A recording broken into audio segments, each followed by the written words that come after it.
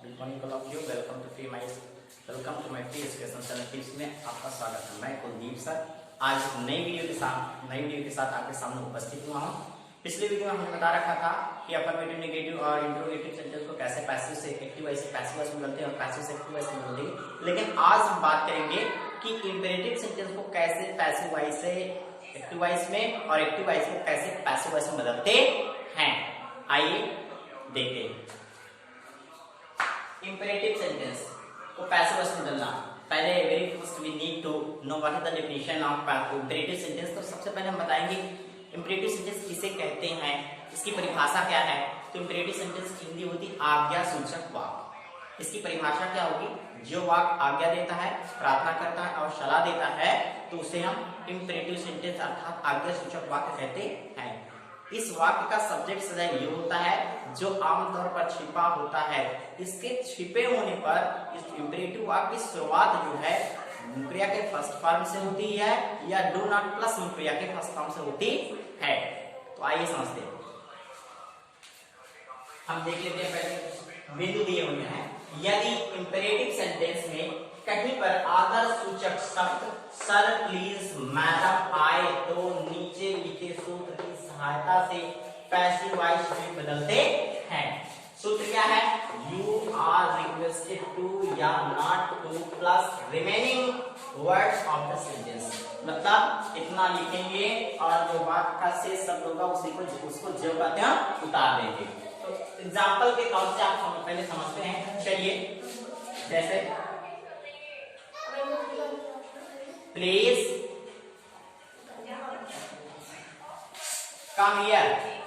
हमने एक एग्जांपल दिया रखा है प्लीज कम हियर। प्लीज माने कृपया, कम हियर माने यहाँ आइए। अब पैसिव वॉइस में बदलना है तो हम करेंगे क्या? ये एक्टिव वॉइस है। हमने क्या बता रखा है?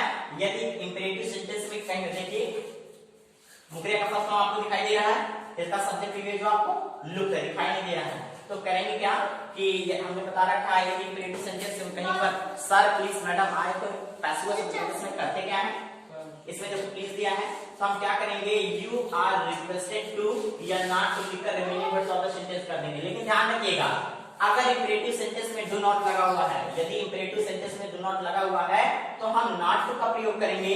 लेकिन अगर नहीं लगा हो तो केवल टू का प्रयोग करेंगे। चलिए, तो चलो पैसिव वॉइस में क्या करेंगे? You are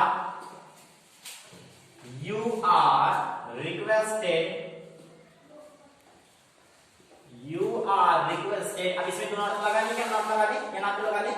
you are requested to, यहां तक पहुंच गए। यू आर रिक्वेस्टेड टू, फिर remaining words of sentence. Remaining words क्या है? Come here.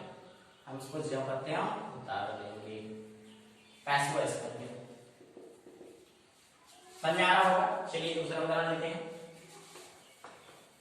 और उदाहरण लेते हैं। जैसे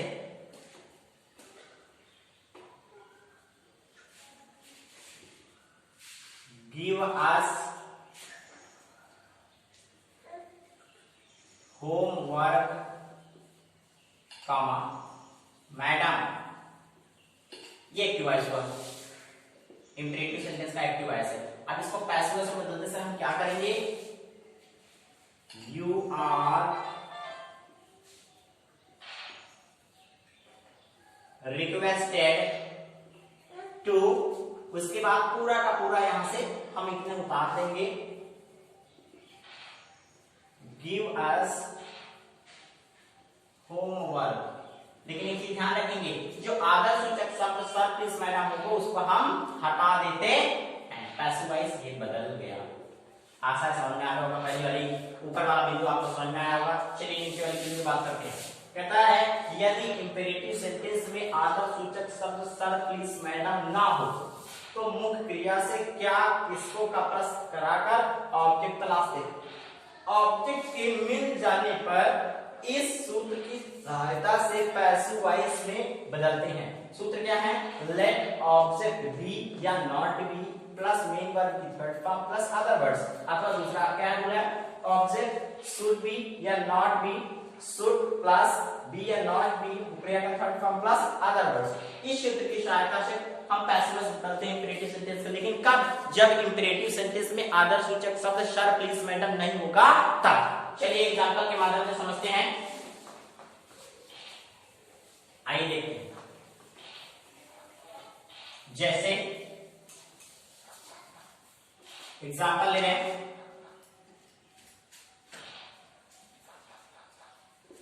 ये देखिए, जैसे do not waste your time, do not waste your time. अब हम यहां पर क्या देख रहे हैं, ये इंपेरेटिव सेंटेंस है लेकिन इसमें सब प्लीज मैडम नहीं है, इसलिए जो पहले बिंदु का रूल था, पहले बिंदु का फार्मूला था, ये इस बिंदु में नहीं लग सकता है।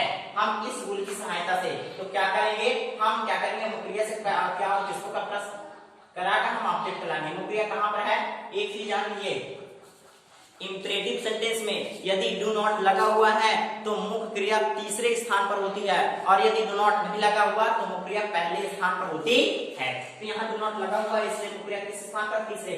चलिए, वेस्ट माने होता है बर्बाद करना, क्या बर्बाद करना, योर टाइम। किसको बर्बाद करना, योर टाइम। ऑब्जेक्ट मिल गया, ऑब्जेक्ट को क्या करेंगे, इस सूत्र की सहायता से पहले क्या देगा, लेट। चलिए लेट लगा दिया, फिर कहता है ऑब्जेक्ट योर टाइम। दूसरे नंबर क्या है, बी या नॉट बी, यहां पर डू नॉट लगा इसलिए क्या लगेगा, नॉट बी। फिर कहता है वर्ब की थर्ड फॉर्म, वेस्ट का third form wasted.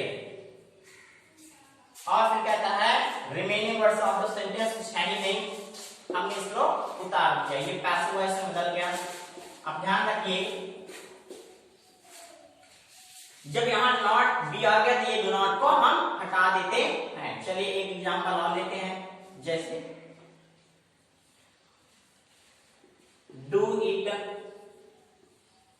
Eight once, इसे अभी करो। चलिए पैसे बदलेंगे, क्या रखेंगे, सफेद मैडम नहीं है इसलिए पहला रूल नहीं लगेगा, दूसरे रूल के साथ साथ क्या करेंगे, चलिए इस रूल की सहायता से क्या करता है, इसमें डू नॉट नहीं लगा इसलिए मुक्रिया कौन स्थान पर है, पहले स्थान पर है। तो चलिए डू माने करना, क्या करना, इसे, किसको करना, इसे। ऑब्जेक्ट हमें यहाँ प्राप्त हुए हैं तो हम क्या करेंगे, पहले वाले सूत्र की सहायता से या दूसरे वाले जैसा आपने इच्छा वैसा बना दिए। लेट, फिर ऑब्जेक्ट क्या है, इट, फिर क्या लगाएंगे, बी, फिर मुक्रिया का थर्ड फॉर्म, क्योंकि यहाँ डू नॉट नहीं लगा, नॉट बी, केवल बी लगेगा, फिर डू डिड डन, ये बन गया। अथवा अगर मान लो हम इस सूत्र की सहायता से बनाएंगे तो क्या करेंगे, पहले ऑब्जेक्ट, ऑब्जेक्ट क्या रखेंगे हम, इट, फिर उसके बाद क्या लगाएंगे, शुड, फिर उसके बाद क्या लगाएंगे, बी, क्योंकि वहां डू नॉट नहीं है, नहीं तो नॉट भी लगा देते, फिर मेन वर्ब की third form do did done. ये आप इस तरह भी बना सकते हो। चलिए एक रूल और हम इसमें देख लेते हैं जल्दी से। उस रूल में क्या है, यदि इंपेरेटिव सेंटेंस में, यदि इंपेरेटिव सेंटेंस में, इंपेरेटिव सेंटेंस में, यदि इंपेरेटिव सेंटेंस में आदर्शसूचक शब्द ना हो, शब्द ना हो, और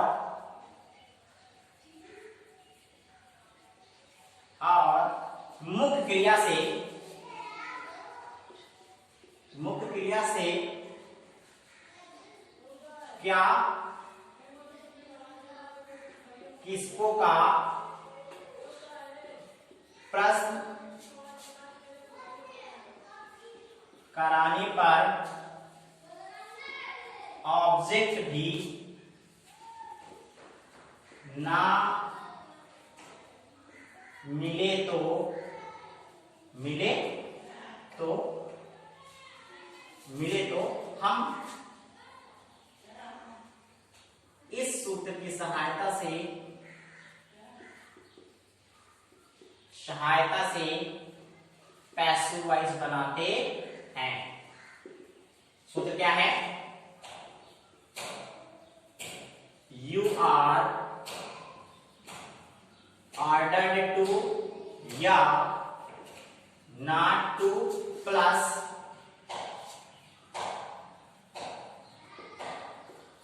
remaining words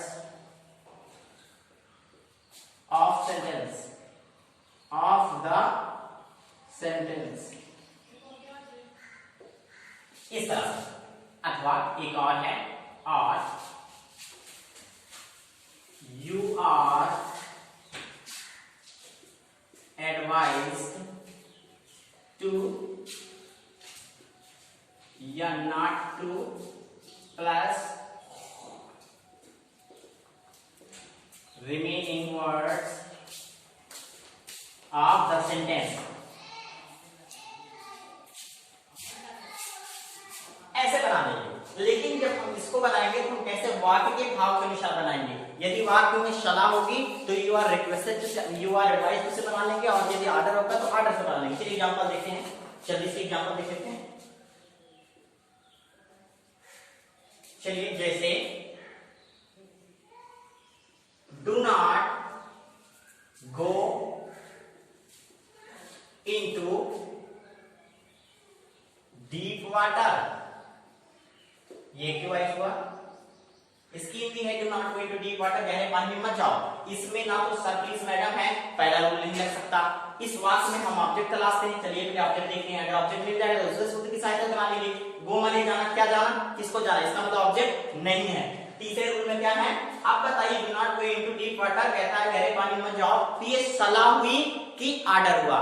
मेरे हिसाब से ये सलाह हुई। तो सलाह हुई तो हम क्या करेंगे, नीचे वाली सूत्र की सहायता से बना लेंगे। तो करेंगे क्या, यू आर एडवाइज्ड टू लगाएंगे नॉट टी, क्या लगाएंगे, नॉट टू लगाएंगे, क्योंकि यहाँ पर डू नॉट दिया तो क्या लगाएंगे, नॉट टू। फिर उसके बाद रिमेनिंग ऑफ द सेंटेंस, मतलब वाक्य में जितना भी बचा है पूरा का पूरा हम उतार लिख देते हैं, या उसी तरह से लिख देते हैं। ये ऐसे बदल गया। एक एग्जांपल और देते हैं, जैसे चलिए देखते हैं, जैसे कीप द लेफ्ट, बाएं चलिए, ये भी एक तरह का क्या हुआ, शला हुई। तो हम कैसे बना लेंगे, यू आर एडवाइज्ड टू, फिर उसके बाद remaining words of the sentence, फिर पूरा का पूरा वाक्य का जितना बचा हुआ उसको हम उतार देंगे। ये हमारा वाक्य पैसिव बदल गया। एक बात और देते हैं, जैसे